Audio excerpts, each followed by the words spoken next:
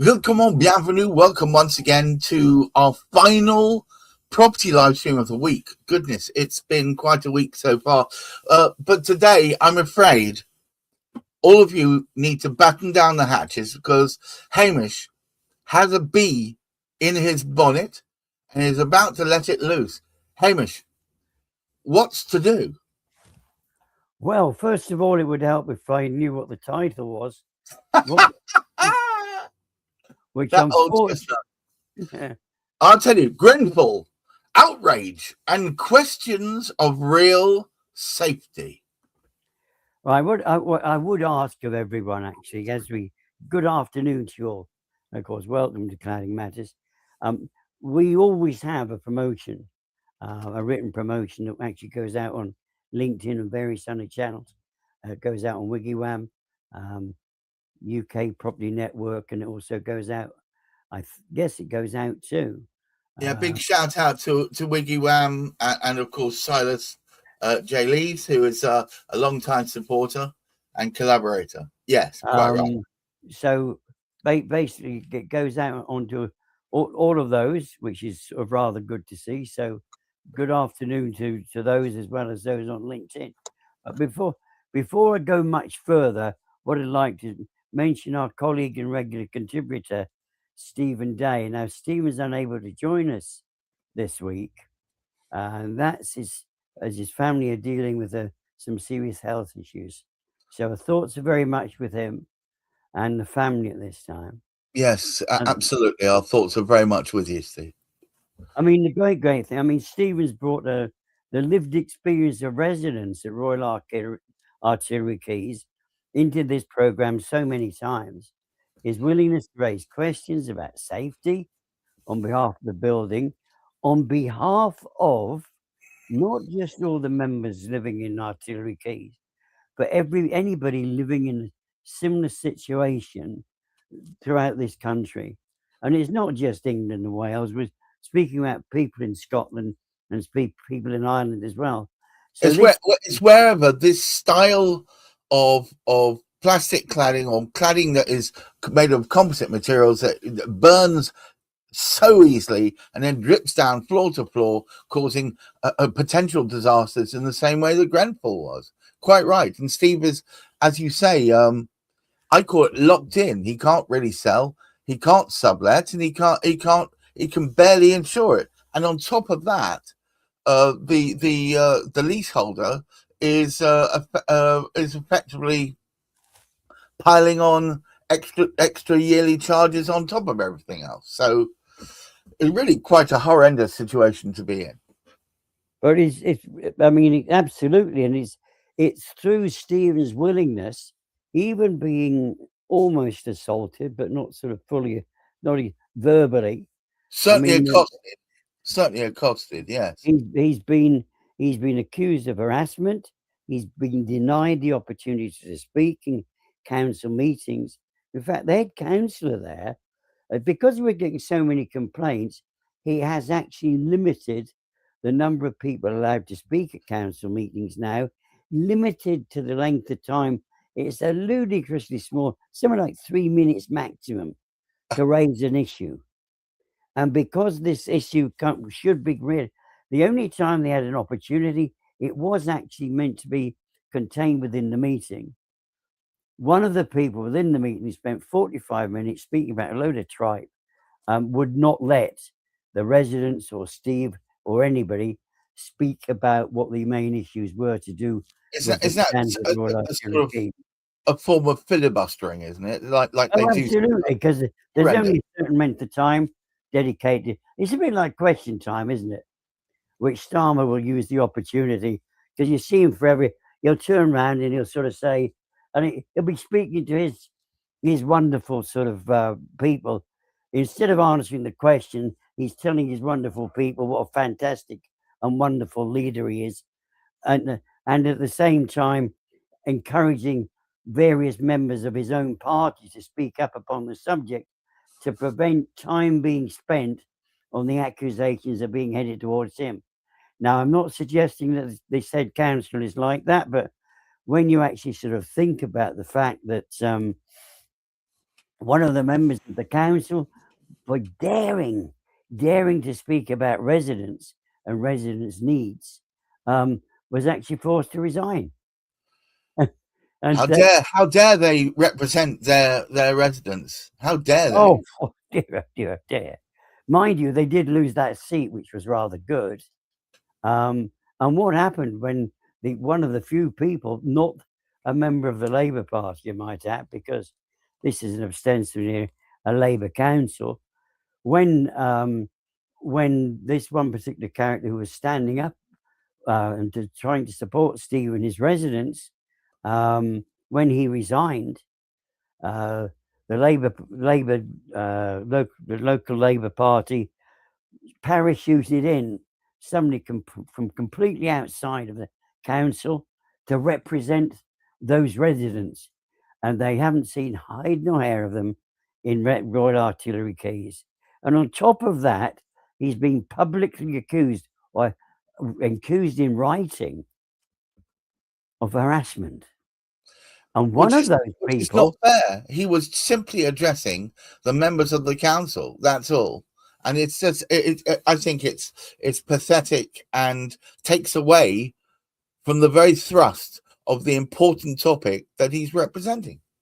well, of course, one of the sad things is this is meant to be a council that is representing its members. The fact that they're Labour councillors, yeah, fine, we can accept that. But the importance of local councillors used to be their local residents, but is that no longer? No, they don't appear to be plugged into that system at all. Now, when we actually consider one of the major issues that we have actually is to do with the standard of remediation of those particular buildings, which is what Steve's standing up for. Right.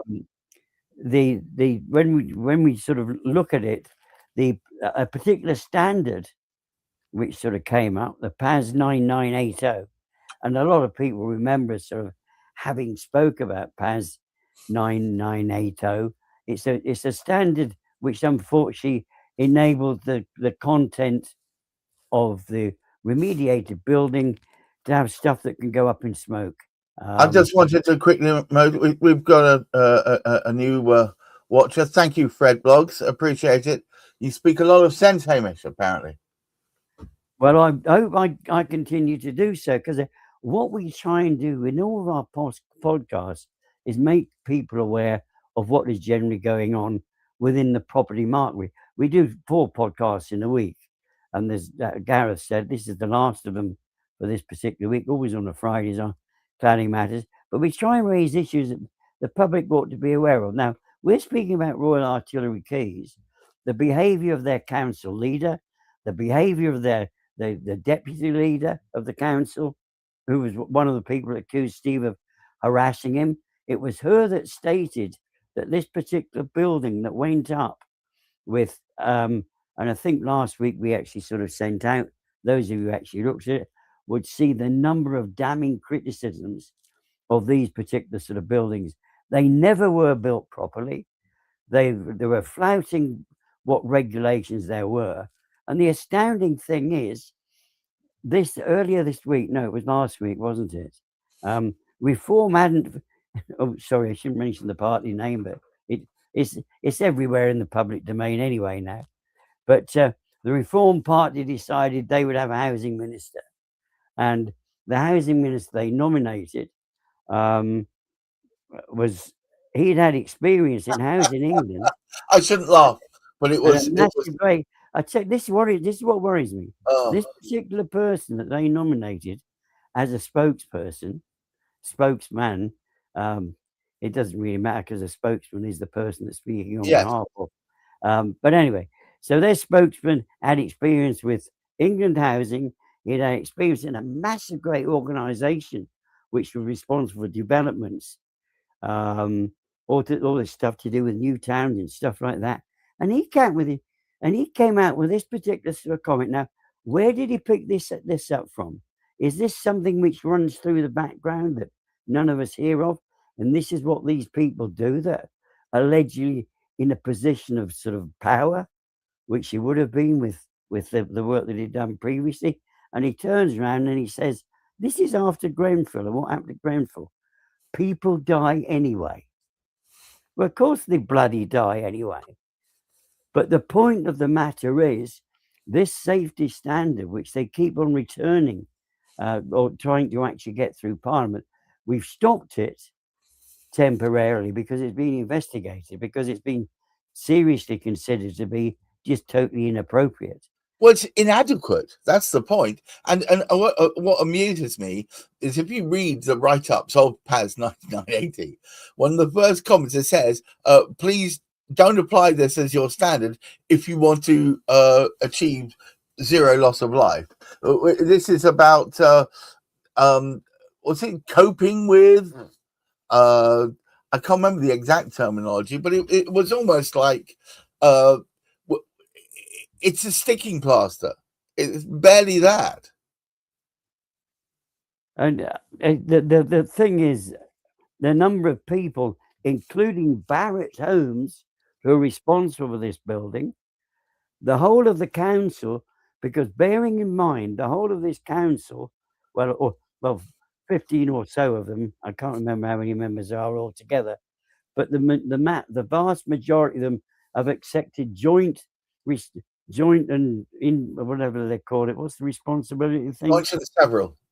That's it. Joint and several responsibility for the statement that obviously the head of the council asked the deputy to put out, which is what Steve was responding to numerous times to try and get it taken away, to say effectively the buildings, as far as they were concerned, were perfectly well built at the time of the when they actually went up, which is was it 2002, 2003? Yeah, and the thing is, what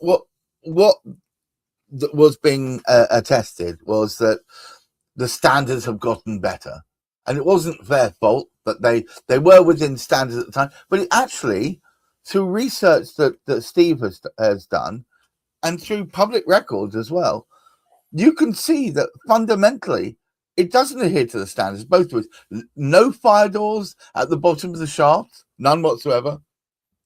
Dot and dab, where it should have been, which is the most insecure way of putting cladding on. There's a whole raft of things that they didn't do that would have made them unsafe according to the original standards, and yet the council first said it was built according to the original standards, blatantly untrue, and then they doubled down, Hamish, and said, well, we don't know anything about that. We have no knowledge of that, having already said that they did. It's literally written there in black and white. I think sadly, I mean, situations like there are at Royal Artillery Keys, they highlight something often isn't heard of in mainstream. But I mean, when you think about it, very, very simply, when when they're asking about the safety of their building, they should receive genuine response from the council, right, and an interest in the concern. Now, what was said about Grenfell, if we recollect, that the council themselves were responsible, not our current council. No, there hasn't been a fire there yet. But one of the biggest challenges was the council at Grenfell had received complaints from residents, but chose to take no action. Right. Now, this local council here differs slightly. They've had this concern raised by the residents, but they have actually denied that there's any reason for this concern. As a whole, they have denied, as we said, joint and several responsibility. So they've admitted that if anything goes wrong, that has been made known to them, because they've been told about all these things. They've you can't believe this. All 15 or so of these say they've agreed to the fact that it's perfectly all right for this fire risk material to be retained on the property. It's being remediated. So having put up with 2 years of total, sort of enclosure as they've Yes. got. They're shrouded because the remediation is going on now. At the end of it, they have still got serious issues. They've still got fire risk. They've still got all these serious financial burdens because of the cost of insurance and all the rest of it. And surely these people have a right. They've got a basic right, but they really need a safe. They should be able to live in a safe place. You would have thought that it is a fundamental human right for wherever you're living to be deemed safe. And this is not getting into the complex Human Rights Act or any of those. This is just basic common sense. If you're going to have somewhere to live, then it should basically be as fireproof as can be. And yet, even as they were following what the supposed PAS 9980 precepts were, they would have ended up leaving these big panels called XPS panels, which are made out of polystyrene foam, little better than firelighters, on the sides of the building. It specifically on the shaft. It makes no sense to me. Yet it just seems that in order to appease perhaps builders who want to go ahead and build as quickly as possible, and as cheaply as possible, it gives them license to not look very deeply at what they're doing. And that's putting it politely. It just seems nonsense to me, Hamish. Well, the thing is, Grenfell itself wasn't fate. It wasn't necessarily inevitable, but it was as a consequence of the failures in construction materials, cutting corners, and oversight, and that cost 72 people their lives. Now, political leaders were quickly to condemn the language that was used. However, if you like, the concern of the public was a major issue, which should have been taken note of. And each of the suggestions that people came up with, there were some massive discussions at the time. Still, nobody's been held responsible for the Grenfell fire. But it's great that our Wonders Council, responsible for Royal Artillery Keys, are accepting responsibility. I wonder how much that will cost them if something does actually go wrong. Eye-watering amounts, because they are effectively saying, there's nothing to see here. It's all good. Now, yeah, I mean, we should ask this question. We have had nobody. There's an open invitation to anybody who's listening in, whether they be council members, whether they actually sort of be politicians, whether they be experts. If anybody can come in and justify the way that this is being handled by the council, we are more than pleased to have them come along and explain. I promise they will get a warm reception. I will not make any snarky remarks. Well, maybe one or two, but the point will be, we want to get their side. If they've got a side to present which shows why Steve and other people, for instance, in Royal Artillery Keys, other blocks, I mean, Hamish, we're talking there are over 10,000 similar locations around the country that have potentially similar problems to Royal Artillery Keys. And it's just an accident waiting to happen. Well, I mean, fortunately, the majority of these councils aren't taking the same attitude as those at Royal Artillery Keys. But it's, I mean, probably really what those of you who are out there who are, it'd be lovely to hear from, example, the Welsh Gladiators, who've actually, they've been very, very successful, I believe, in some of the efforts that they've made with the Welsh government. Yes, I tip my hat to them. It's very impressive. What we need to do is almost replicate that success, but also we need to get through the Earl of Lytton's reforms, because that will mean that future building is held to a standard which means polluter pays. If at the moment there's no onus on the on the original builder to go back and replicate this stuff. It's not directly attributable, and it needs to be there written into law that if you build something which proves to be unsatisfactory, you are duty bound and need to dip your own hand into your own pockets to fix it. Absolutely ridiculous. Hamish, I think we need to climb off our joint soapbox, and if you would kindly just take us home, please. Well, yes, as we draw this conclusion to a close, it's worth remembering why conversations like this continue and matter. I mean, Grenfell changed the way this country thinks about building safety. It showed what can happen when corners are cut, oversight fails, and residents' voices are not heard. Royal Artillery Keys reminds us that lessons that still need to be applied in practice. Right. Residents asking questions about safety, they're not causing trouble. They're doing what any responsible citizen would do, and that's what Steve has been doing. And from which he's getting abuse held at him by certain people, and one of them actually being the sort of councillor himself. And that was during hustings when we were doing some voting last year. And this is a fine reminder. If you want matters like this to persist, keep voting for the same people. And they're the same darn things, and ignore what the residents need, whether it be to do with any issues of cladding or any other issues that the residents are concerned about. They just walk over them. Now, for several months, and when we've been in cladding matters, we've also been returning to the debate around the PAS 9980, which I mentioned earlier. And the language of tolerable risk, there's this common language. Isn't that what the housing spokesman, he's no longer a housing spokesman for reform. It certainly hasn't done them any good at all. But no. Speaking about tolerable risk, how many lives make for tolerable risk?